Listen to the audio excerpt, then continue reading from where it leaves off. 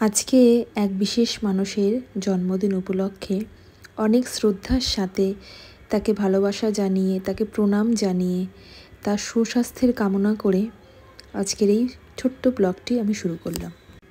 So hello everyone, আমি শম্পা চলে এসেছি আবার একটা নতুন ভিডিওর মধ্যে দিয়ে তোমাদের সাথে কথা বলতে।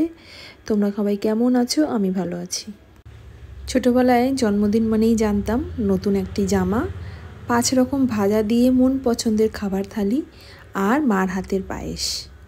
আমাদের গুরুজনরা যেভাবে আমাদের জন্মদিন পালন করে থাকেন, আমাদেরও উচিত কিন্তু তাদের এই জন্মদিনে একটু খুশি দেওয়া তাদের কাছে।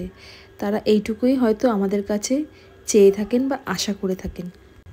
আমাদের সবার ভালোবাসার সাথে তার পছন্দের জিনিসগুলো আজকে আমার শাশুড়ি মার জন্মদিনের দিনে পরিবেশন করলাম আমি। সবার শুভেচ্ছা আর শুভকামনা আশা করলাম আমার শাশুড়ি মার এই শুভ জন্মদিনের দিনে। তোমরা ভিডিওটা প্লিজ পুরো দেখো, তারপর একটা সুন্দর করে একটা কমেন্ট করো তার এই শুভ দিনে। পরিবেশনে আজকে যা যা ছিল তার অর্ধেকও কিন্তু তিনি খাননি, তাই আমাকে কিন্তু রান্না করতে হয় চিন্তা করেই। রবিবারের এই বিশেষ দিনে রান্না করেছিলাম কাঁকরোল ভাজা, সজনে ডাঁটা আলু দিয়ে সর্ষে পোস্ত, আর ইলিশ মাছটাকে করেছিলাম 2 ভাগে। এত বর্ষায় বৃষ্টির জল পেয়ে আমাদের ছাদের কুমড়ো ডগাটি বেশ বড় হয়েছে, আর পাতাগুলোও হয়েছে বেশ বড় বড়। তাই অনেক দিন ধরেই ভাবছিলাম মার জন্মদিনে এই রেসিপিটাই বানাবো।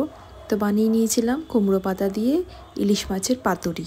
প্রথমেই যে ইলিশ মাছটি বেড়ে নিয়েছিলাম থালায়, ওইটা কিন্তু বাংলাদেশের এক প্রসিদ্ধ রেসিপি, পেঁয়াজ বাটা আর লঙ্কা বাটা দিয়ে। খেতে কিন্তু খুব ভালো লাগে, তোমরা ট্রাই করতে পারো। আর তোমাদের যদি কারো কারো রেসিপি লাগে তাও কিন্তু তোমরা কমেন্টের মাধ্যমে জানিয়ে দিও।